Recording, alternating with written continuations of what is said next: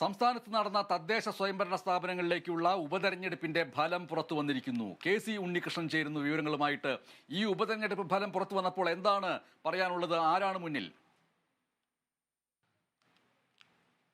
LDF 13 seat വിജയിച്ചിരിക്കുന്നു, UDF 11 സീറ്റും വിജയിച്ചിരിക്കുന്നു. 3 സീറ്റിൽ സ്വതന്ത്രന്മാരും വിജയിച്ചിരിക്കുന്നു എന്നതാണ് എടുത്തു പറയാനുള്ളത്. അതോടൊപ്പം തന്നെ ഒരു സീറ്റിൽ ഇഞ്ചോടിഞ്ച് മത്സരം നടക്കുന്നു എന്നതാണ് നമുക്ക് തെരഞ്ഞെടുപ്പ് കമ്മീഷന്റെ കണക്ക് പ്രകാരം ലഭിക്കുന്ന ഏറ്റവും പുതിയ വിവരം. ഇതിൽ എറണാകുളം പായ്പ്രയിൽ LDFന് സീറ്റ് നഷ്ടമായി. 10ാം വാർഡിൽ UDFലെ സുജാത ജോൺ വിജയിച്ചു. അതോടൊപ്പം തന്നെ ഉപതെരഞ്ഞെടുപ്പ് നടന്ന പന്ന്യന്നൂർ ഗ്രാമപഞ്ചായത്ത് 3ാം വാർഡ് LDF നിലനിർത്തി. LDF സ്ഥാനാർത്ഥി ശരണ്യ സുരേന്ദ്രൻ 499 വോട്ടിന്റെ ഭൂരിപക്ഷത്തിലാണ് അവിടെ വിജയിച്ചിട്ടുള്ളത്. അവിടെ തെരഞ്ഞെടുപ്പ് വന്നത് പഞ്ചായത്ത് പ്രസിഡന്റായിരുന്ന CK അശോകൻ അന്തരിച്ചതിനെ തുടർന്നാണ് അവിടെ ഉപതെരഞ്ഞെടുപ്പ് പ്രഖ്യാപിച്ചത്. അതോടൊപ്പം തന്നെ തൃശൂർ ചൊവ്വന്നൂർ പഞ്ചായത്തിലെ മാന്തോപ്പ് 11ാം വാർഡിൽ LDF ജയിച്ചിരിക്കുന്നു. 48 വോട്ടിന്റെ ലീഡിലാണ് അവിടെ ജയമുണ്ടായിരിക്കുന്നത്.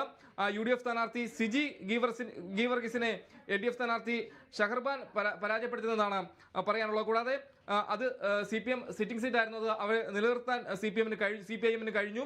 കൂടാതെ തിരുവനന്തപുരം ശ്രീവരാഹം വാർഡിൽ LDF വിജയിച്ചു. കൂടാതെ പാങ്ങോട് പുലിപ്പാറ വാർഡ് SDPI പിടിച്ചെടുത്തു എന്നതും എടുത്തു പറയേണ്ട കാര്യമാണ്. കൂടാതെ ഇടുക്കി വാത്തിക്കുടി ദൈവമേട് വാർഡ് LDF പിടിച്ചെടുത്തു.